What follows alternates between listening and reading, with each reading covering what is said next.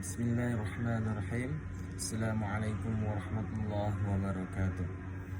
Innal hamdalillah nahmaduhu wa nasta'inuhu wa nastaghfiruh wa na'udzu billahi min shururi anfusina wa min sayyiati a'malina.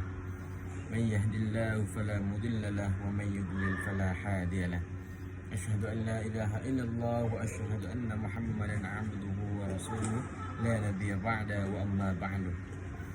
Baik teman-teman, perkenalkan saya Faiz Al-Muhajir, mahasiswa dari Universitas Tazkiyah Bogor.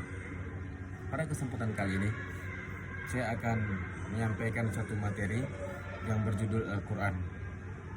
Al-Quran adalah firman Allah Subhanahu wa Ta'ala yang diturunkan kepada Nabi Muhammad Sallallahu Alaihi Wasallam melalui wahyu malaikat Jibril.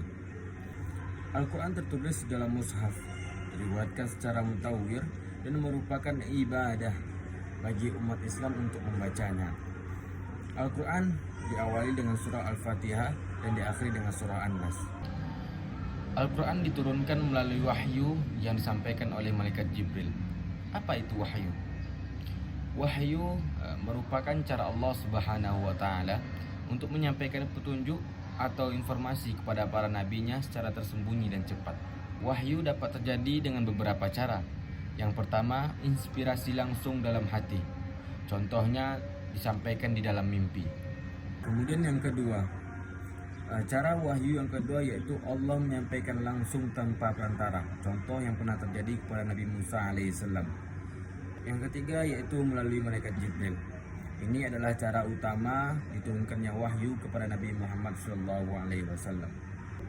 Kemudian Al-Quran diturunkan dalam 7 huruf. Rasulullah SAW bersabda, sesungguhnya Al-Quran diturunkan dalam 7 huruf, maka bacalah yang mudah darinya. Muttafaqun alaih. Maksudnya adalah Al-Quran diturunkan 7 variasi atau dialek bahasa Arab yang berbeda-beda. Tujuannya adalah agar suku-suku Arab pada masa itu mudah dan gampang untuk memahami dan menghafal Al-Quran. Kemudian turunnya Al-Quran terbagi menjadi 2. Yang pertama yaitu dari Lauhul Mahfuz kemudian turun kepada Baitul Izzah di langit dunia. Sedangkan yang kedua dari Baitul Izzah diturunkan kepada Nabi Muhammad SAW secara berangsur-angsur.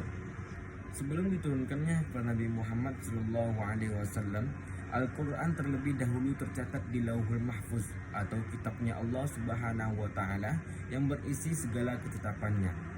Hal ini diperkuat dan diperjelas di dalam surah Al-Buruj ayat 21 hingga 22. Allah Subhanahu wa Ta'ala berfirman yang artinya, bahkan Al-Quran itu adalah bacaan yang mulia yang tertulis di Lauhul Mahfuz.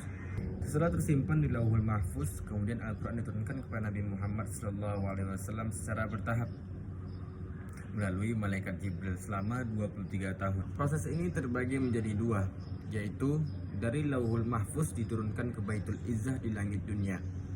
Al-Quran diturunkan sekaligus ke Baitul Izzah yang merupakan tempat penyimpanan di langit dunia pada malam Lailatul Qadar. Ini disebut di dalam Al-Quran dalam surah Al-Qadar ayat pertama, yang artinya sesungguhnya kami telah menurunkan Al-Quran pada malam Lailatul Qadar. Kemudian bagian kedua yaitu dari Baitul Izzah diturunkan kepada Nabi Muhammad SAW secara berangsur-angsur. Al-Quran kemudian disampaikan kepada Nabi Muhammad SAW sedikit demi sedikit melalui malaikat Jibril. Proses berlangsung selama 23 tahun, 3 tahun di Mekah kemudian 10 tahun di Madinah. Ayat pertama kali turun yaitu Quran surah Al-Alaq ayat 1 hingga 5, yaitu bacalah dengan menyebut nama Tuhanmu yang menciptakan. Ayat ini turun kepada Nabi Muhammad SAW ketika berada di Gua Hira dan pertama kali menerima wahyu dari malaikat Jibril. Sedangkan ayat terakhir yang turun kepada Nabi Muhammad SAW salah satunya adalah Quran surah Al-Baqarah ayat 281.